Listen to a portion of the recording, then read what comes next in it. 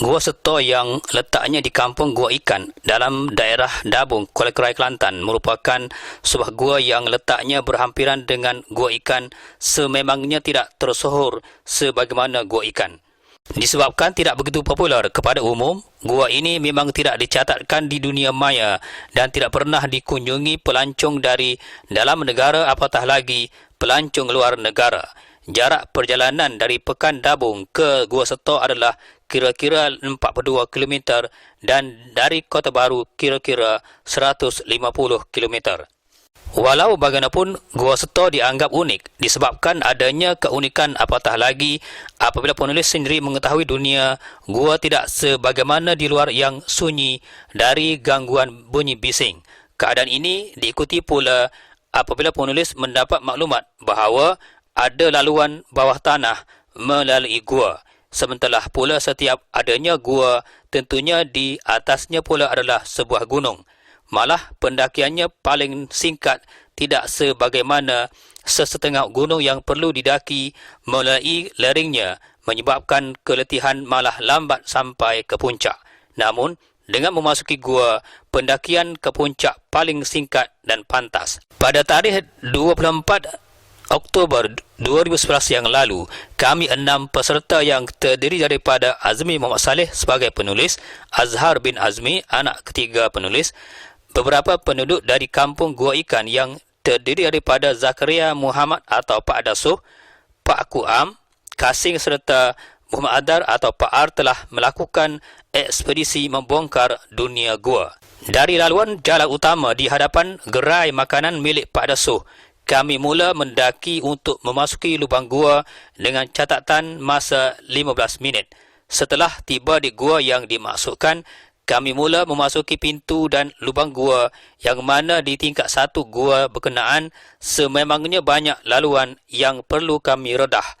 Ketika kami sedang asyik meninjau beberapa lorong dalam gua, dengan tiba-tiba kami terpandang seekor katak biasa yang mana saiznya lebih besar berbanding katak yang pernah dilihat di luar gua sedang melompat, mungkin agak terkejut dengan gerombolan kami dan ingin melarikan diri.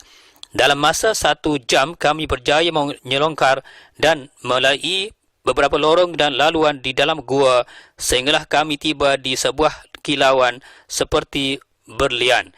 Dari penglihatan kami, penulis menyangka ia pasir yang mudah berderai, namun apabila disentuh, pasir tersebut adalah batu yang agak pejal dan keras. Setelah selesai menerjah beberapa lorong dan laluan di dalam gua, kami berenam keluar dari lubang gua menuju ke arah lereng Gua Seto untuk meneruskan aktiviti kami seterusnya.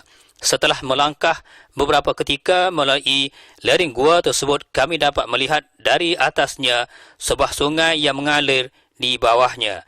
Dari lereng gua itu kami turun ke sungai berkenaan dan dari situ kami berenam mula mendaki melalui celah-celah pokok yang hidup subur dengan cara bergantung melalui akar-akar pokok yang bergayutan di lereng gua berkenaan untuk sampai ke tingkat 2.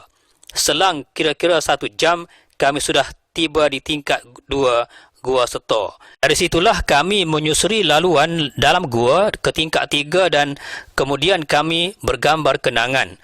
Kata Pak Dasuh, ruang Gua Seto di tingkat 2 boleh menempatkan 1000 orang, manakala di tingkat 3 pula seramai 500 orang. Selepas itu kami turun kembali ke tingkat 2, lalu menemui 2 buah batu yang mana sebuah batu berkepala ular atau buaya dan sebuah batu lagi seperti katak biasa. Menurut Pak Dasuh, memang Gua Seto dihuni seekor ular sebesar anaconda. Dari lubang gua di tingkat 2 itu kami berenam turun melalui lereng gua berkenaan dengan cara bergayutan dengan akar-akar kayu yang tumbuh subur sebagaimana yang pernah kami memanjat beberapa minit yang lalu. Apabila tiba di bawah, kami menyusuri sebuah lata atau sungai yang mengalir setia di bawah gua itu. Setibanya kami di atas tebing, didapati kami sudah berada di gua ikan. Dari gua ikan itu, kami melangkah pulang.